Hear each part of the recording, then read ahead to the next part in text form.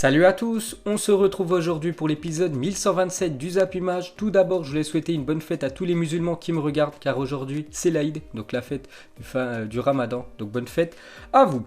Donc on commence aujourd'hui les gars, on va revenir 3 ans jour pour jour en arrière et Manchester United remportait la C3, donc l'Europa League pour la première fois de son histoire en battant l'équipe de l'Ajax Amsterdam. En finale de cette Europa League, n'oubliez pas que l'Ajax avait éliminé l'équipe de Lyon en demi-finale de cette Europa League, donc il y a déjà 3 ans, jour pour jour, Pogba soulevait pour la première fois le trophée de l'Europa League.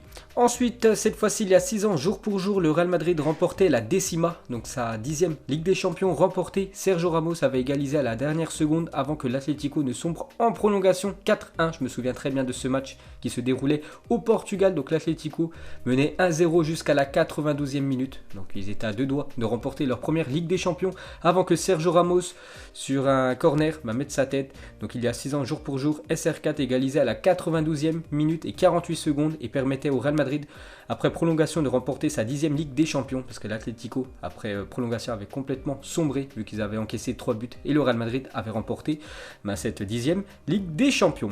Ensuite on continue sur cette magnifique finale entre les deux équipes de Madrid et une déclaration de Sergio Ramos. Il a dit: la première chose qui me vient en tête en repensant à la finale à Lisbonne, c'est le trophée de la Champions League. Après tant d'années à lutter pour atteindre la finale et pouvoir la gagner, tu te souviens de ta famille, des sacrifices et des efforts que cela a coûté. C'est vrai que le Real Madrid galérait pour pouvoir remporter cette 10e Ligue des Champions. Ils ont attendu quand même 12 ans pour pouvoir remporter cette décima. Donc voilà ce que dit Sergio Ramos. Il a pensé directement à sa famille après avoir remporté ce trophée.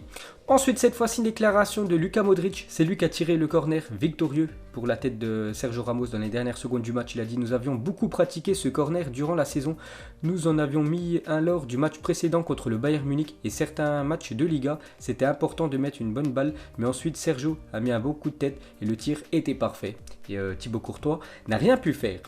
Ensuite, cette fois-ci, une déclaration de Carlo Ancelotti. C'était lui l'entraîneur quand le Real Madrid a gagné sa décima. Il a dit: le Real Madrid avait un problème, celui de ne pas avoir gagné la Ligue des Champions depuis 12 ans. C'était une obsession car le club était habitué à gagner énormément de trophées en Europe et j'ai eu la chance de la remporter durant ma première année. Cette première année en tant que coach de l'équipe du Real Madrid, il remporte directement cette Ligue des Champions. Et après, bien sûr, on connaît la suite. Ils en auront remporté 3 suivantes lors des prochaines années.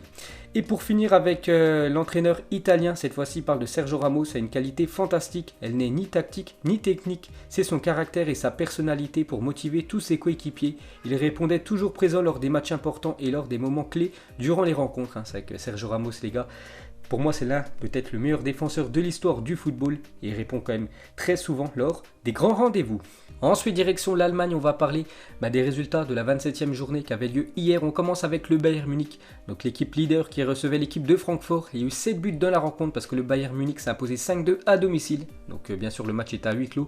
Donc le Bayern Munich garde 4 points d'avance sur l'équipe de Dortmund. Donc but de Goretzka, Lewandowski, Thomas Müller et Alphonso Davids. Ensuite, pour continuer avec l'équipe du Bayern, donc sur ses 17 derniers matchs, toutes compétitions confondues, c'est quand même 16 victoires, impressionnant.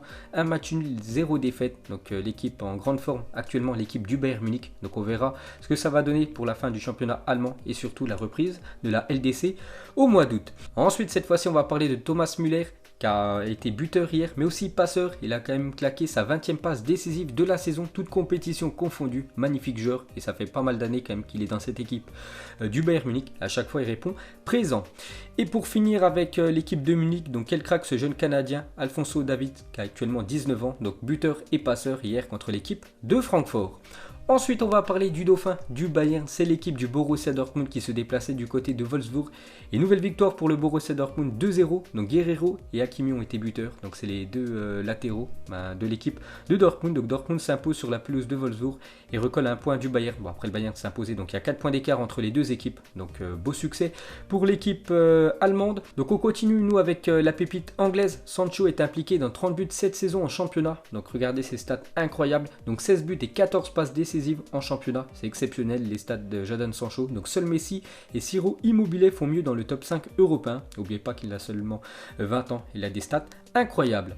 Ensuite, pour continuer avec lui, cette fois-ci toute compétition confondue, parce que la stat avant c'était juste dans le championnat allemand, mais toute compétition confondue si on rajoute la Ligue des Champions et la Coupe d'Allemagne. Donc il a quand même claqué hier sa 20e passe décisive de la saison, incroyable, la pépite anglaise. Ensuite, on va parler du défenseur gauche portugais qui est en ultra forme depuis la reprise des matchs dans le championnat allemand. C'est Rafael Guerreiro, est très en forme. L'ancien Lorientais vient d'inscrire son 3e but depuis la reprise. Donc un but hier et 2 buts il y a quelques jours contre l'équipe de Schalke 04. Donc pour un défenseur, c'est plutôt pas mal. Et l'autre défenseur de l'équipe de Dortmund, lui aussi, est très bon. Donc c'est le Marocain Achraf Hakimi qui joue actuellement ses derniers matchs avec l'équipe allemande parce qu'il va rejoindre l'équipe du Real Madrid, l'équipe à qui il appartient. Donc réalise une saison très costaud avec le Borussia Dortmund. Donc lui actuellement c'est quand même 8 buts et 10 passes D actuellement avec son équipe de Dortmund, toute compétition confondue. N'oubliez pas que c'est un défenseur.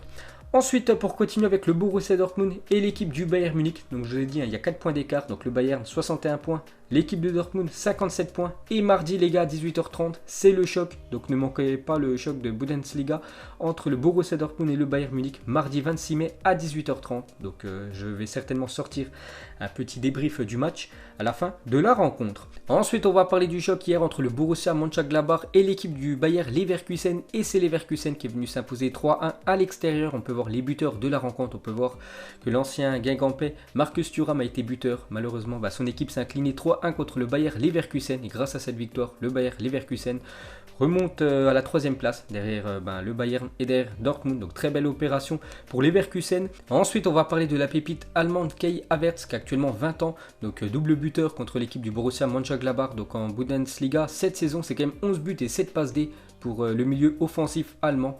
Donc des stats très prometteurs. Et pour finir avec le championnat allemand, donc on peut voir tous les résultats de ce week-end. Donc il reste 3 matchs aujourd'hui, donc Schalke 04, Augsbourg, Mainz contre l'équipe du RB Leipzig à 15h30 et à 18h ce soir, Cologne contre l'équipe du Fortuna Düsseldorf. Donc bien sûr on en reparlera demain. Ensuite les gars, on va parler de quelques infos transferts. On commence avec le Borussia Dortmund et c'est officiel, a confirmé hier que Mario Götze quittera le club à la fin de la saison. Donc c'est simple, la fin de son contrat avec l'équipe allemande, c'est le 30 juin 2020. Donc dans quasiment un mois, il quittera l'équipe de Dortmund. Donc dès que je sais sa future destination, je vous dirai tout ça. Ensuite les gars, on va parler de Zinedine Zidane ne souhaite pas recruter Haaland car le technicien français a une confiance aveugle en Karim Benzema. On sait que Zidane adore Karim Benzema, donc indispensable cette saison à l'équipe du Real Madrid. Donc son président Florentino Pérez partage ce point de vue. Donc on entend beaucoup quand même la rumeur Haaland du côté du Real Madrid, mais le problème c'est que le président et surtout l'entraîneur Zinedine Zidane ne souhaite pas recruter pour ce mercato 2020, peut-être pour le 2021 ou 2022, mais pour ce mercato 2020, il ne souhaite pas recruter Haaland parce que Zidane fait confiance à Benzema. Ensuite, on va parler de Nicolas Tagliafico qui dispose d'un bon de sortie de l'Ajax Amsterdam, a vu son prix fixé à 25 millions d'euros par le club néerlandais. Donc lui, très bon défenseur, c'est un défenseur gauche argentin. Donc l'Argentin verrait d'un bon oeil un transfert au Paris Saint-Germain. Donc on sait que le Paris Saint-Germain cherche des latéraux pour ce mercato 2020. N'oubliez pas que Kurzawa et Thomas Meunier sont en fin de contrat dans quelques semaines, donc ils devraient quitter l'équipe, donc bien sûr il faut les remplacer. Donc le PSG aimerait attirer Nicolas Tagliafico, qui a un bon de sortie avec l'équipe de l'Ajax.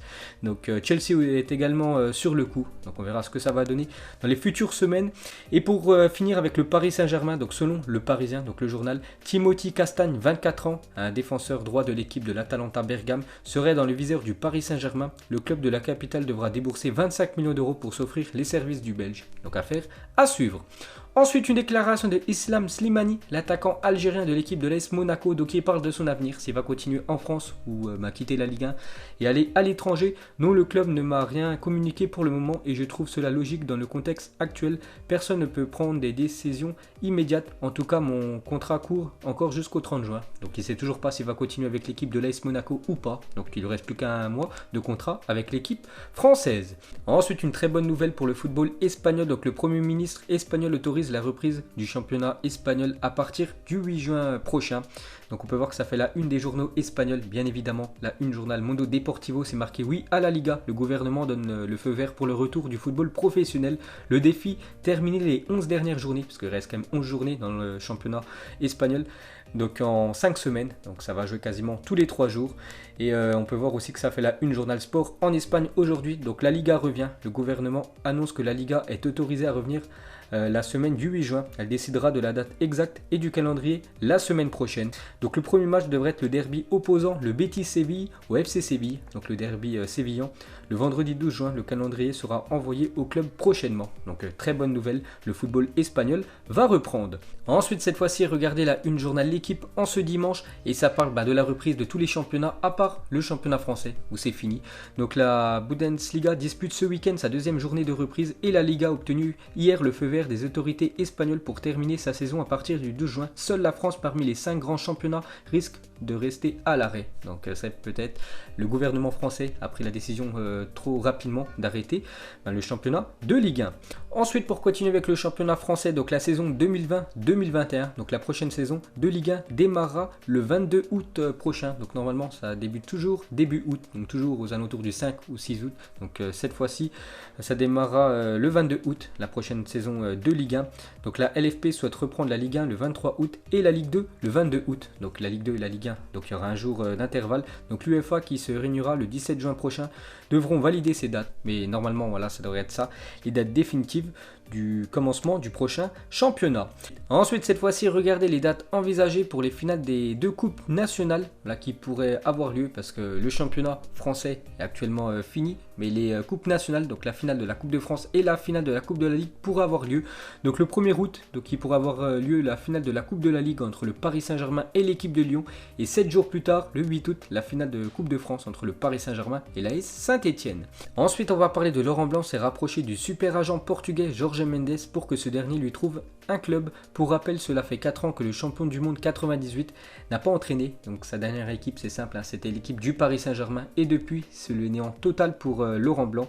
Il a eu pas mal de propositions. À chaque fois, il a refusé. Donc il aimerait retrouver un poste d'entraîneur. Donc il a fait appel à l'agent de Cristiano Ronaldo, l'agent Jorge Mendes, pour essayer de lui trouver une nouvelle équipe.